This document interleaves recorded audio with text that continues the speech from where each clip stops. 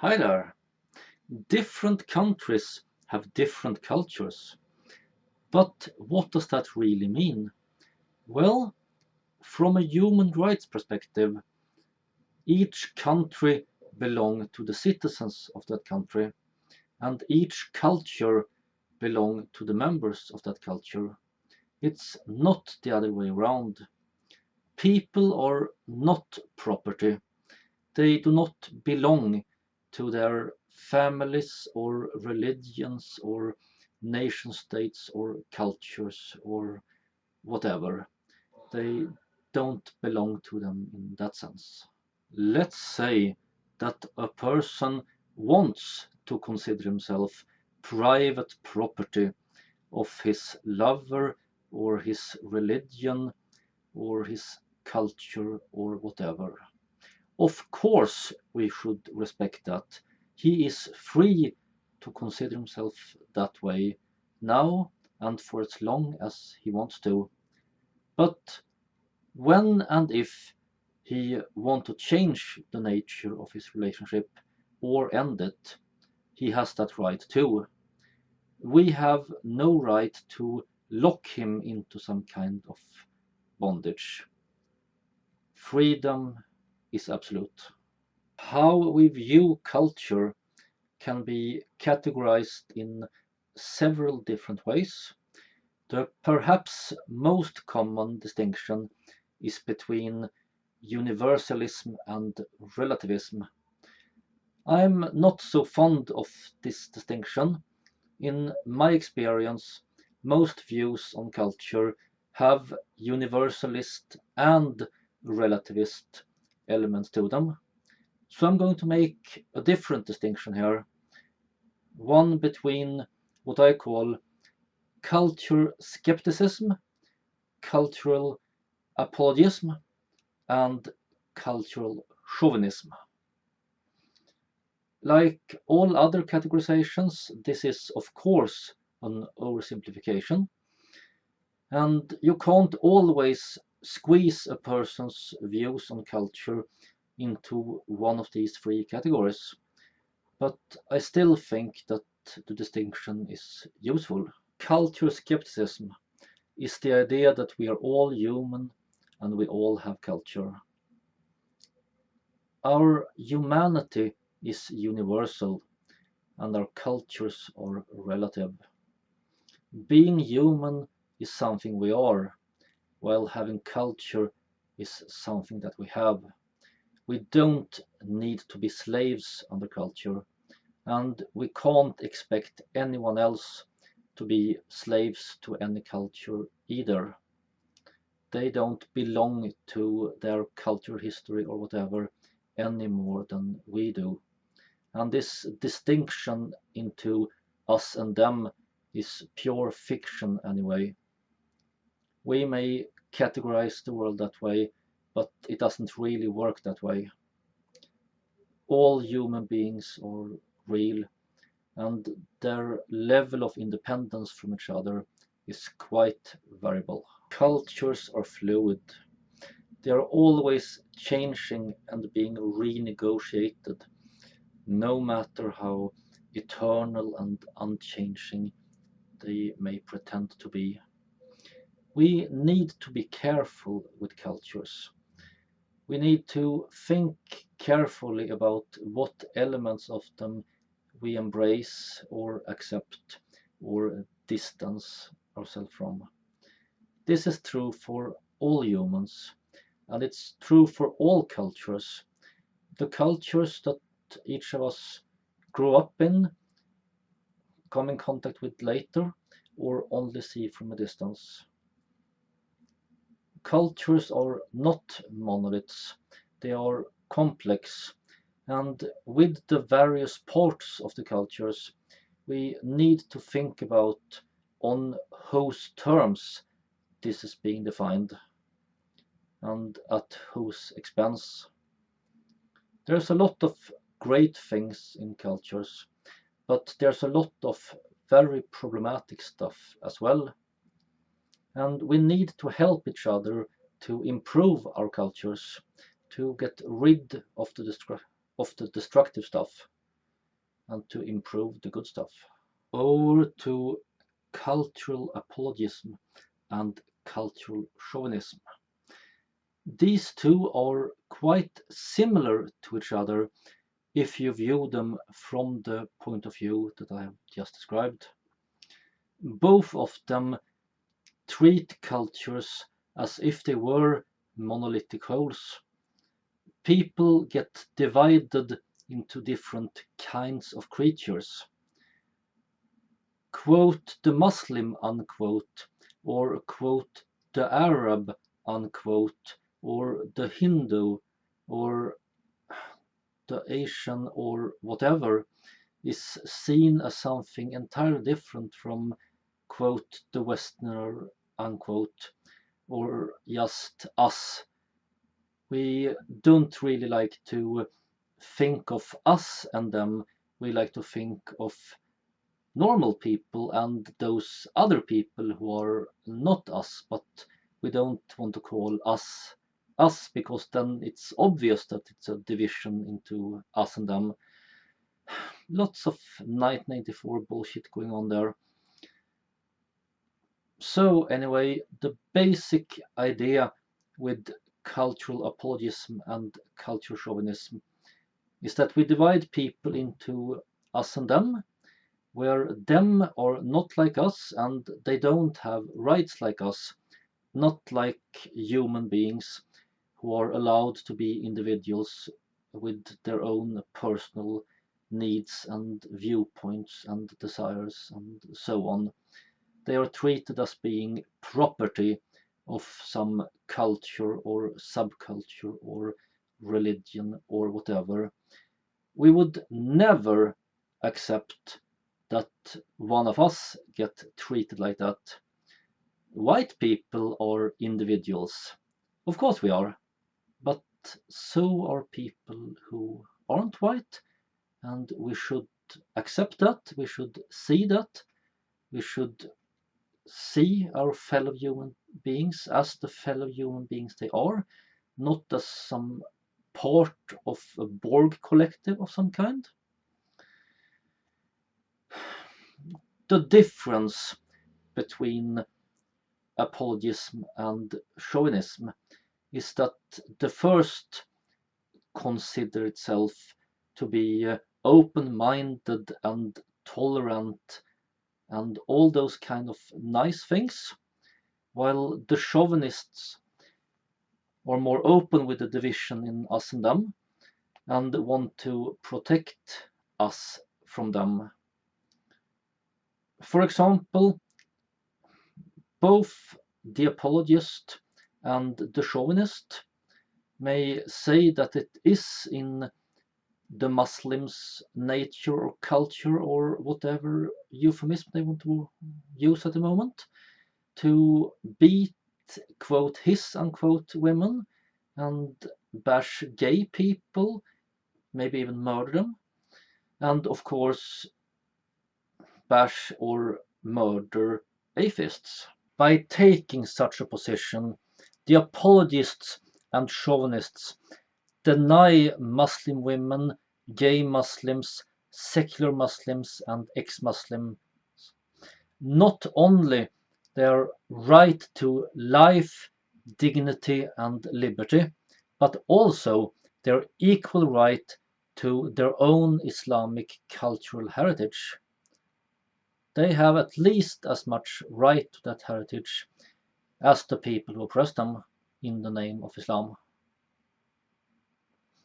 However, the apologists and the chauvinists will go about it a little bit differently from each other. It's in the fine print. The apologist will, quote, respect Muslims, unquote, or rather, quote, respect Islam, unquote. By respecting oppression against women, gay people, secularists, etc., in the name of Islam, they will accept this as long as the victims are not white. Oh, excuse me. Of course, I meant as long as the victims are not persons who have a Muslim cultural background. Of course, that's pretty much the same thing in many cases, but that's very convenient for what's actually racism, but rather polite racism. This politeness may seem nice, but how reasonable is it? If we accept the premise, if we accept that certain people have a right to be beaten, to be raped, or to be murdered, or that certain people have the right to commit such crimes, why would we respect those certain people? Why would we want them to be citizens in our country? Why would we want to have anything to do with them at all? Well, that is the conclusion that the chauvinists are ending up with. And they are on the rise now. Racism, I don't think it ever really left Europe. It seems to be on the rise now, with right-wing fascists getting into parliaments here and there. And that is really awful. But they are simply answering the questions that people have been asking. We have been asking the wrong questions. We have had this culture of cultural apologism, where we reserve human rights and dignity and individuality and so on to white people and Europeans and Western people, whatever you want to call it, Christians, secular post-Christians, whatever you want to use as your excuse. Racism went underground for a while, took this polite little form where it was supposed to be respectful, and now it throwing off that facade and rearing its ugly head more openly again. This apologism and this chauvinism, they are so much the same thing in many ways. But yes, there are big practical political differences between them. For starters, chauvinists want to close the borders and throw people out of the country.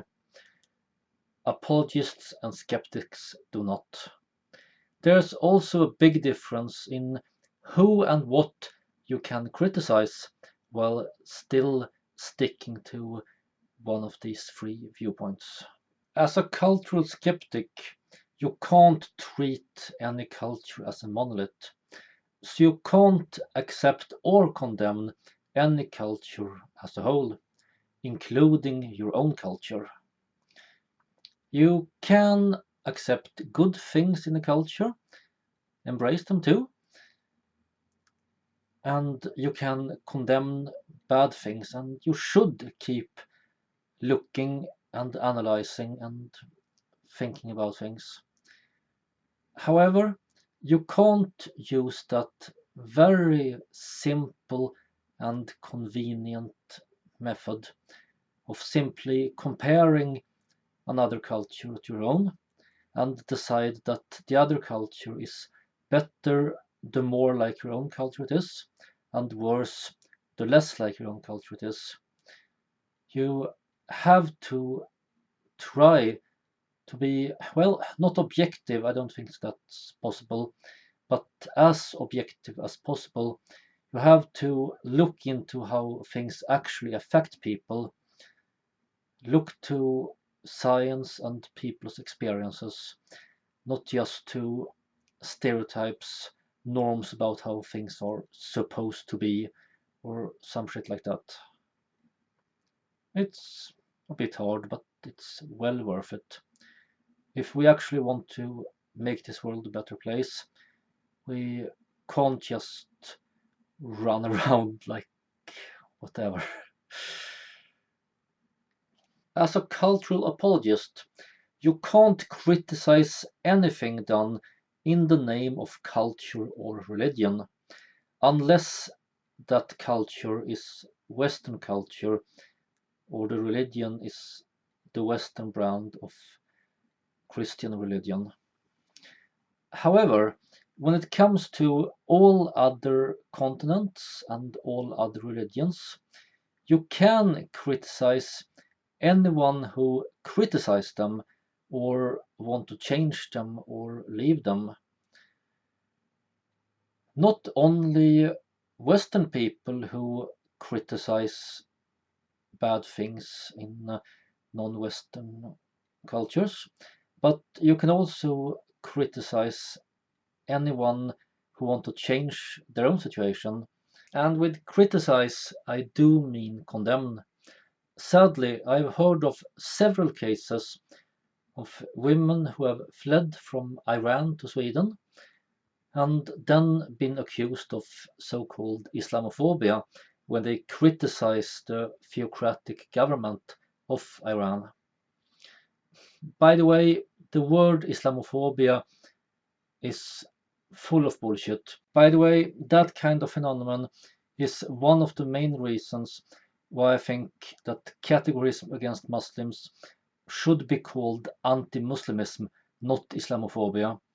It must be about protecting the human rights of people who happen to be Muslims, not about protecting the religion of Islam, for example, against Muslims who don't obey the religious authorities.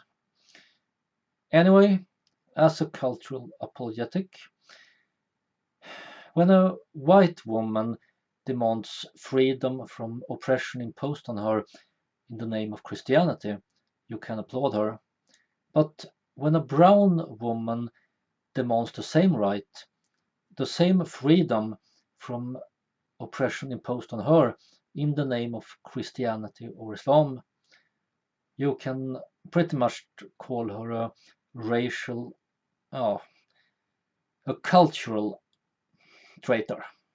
Race traitor, culture traitor, whatever. You can dictate that individual freedom is only for Western people, and you can condemn her for trying to be Western. As a cultural chauvinist, on the other hand, you can't use this particular excuse to condemn this woman.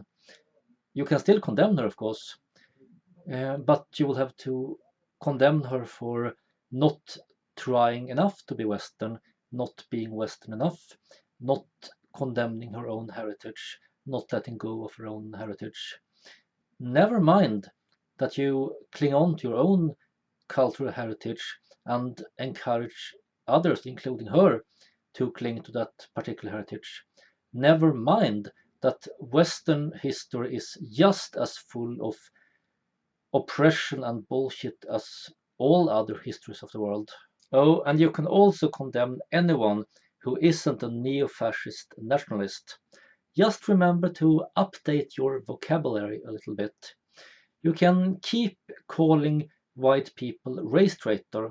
Just remember to not use the word race because these days it's all about culture. So call it cultural Marxist instead. By the way, real cultural Marxism is a rather interesting school of study. Not one of my favorites. It's not something I'm into, but it's not all that problematic. You have to distinguish between cultural Marxism as an actual academic discipline and cultural Marxism as a generic slur that doesn't mean anything beyond, oh, you're not a Nazi, so therefore you're a bad person. That definition of cultural Marxism is total bullshit, but it's getting rather widespread these days. All in all, I find it darkly amusing that the neo-fascists and other cultural chauvinists refuse to acknowledge how much they owe to the cultural apologists who paved the way for them by teaching people that culture is something that other people have, something that make them unworthy of having the same rights as we do, and something that make them not accountable for their actions. In other words, something that make them inferior and worthy of scorn. We need to solve this problem by abandoning cultural apologism as well as cultural chauvinism in favor of cultural skepticism or similar. One final word. Please understand that the three positions I have been talking about today are three different ways of viewing culture. They are not three different kinds of people. I strongly dislike cultural chauvinism and cultural apologism, but that doesn't mean that I dislike the people who have these views. I do think that they are misguided on important points and that this is destructive, but I do understand that they mean well. Many apologists just want to safeguard against colonialism or help building a counterforce against the United States. I can understand where they're coming from. I just think they're making a big mistake. It's not their goals I think is wrong. It's the positions they take in hope to reach those goals. And as for the cultural chauvinists, many of them are simply trying to save civilization from a perceived threat, which is a noble goal in itself, but very destructive when the analysis is misguided. The road to hell is paved with good intentions. Well, anyway, that's all I have to say for today. Live long and prosper.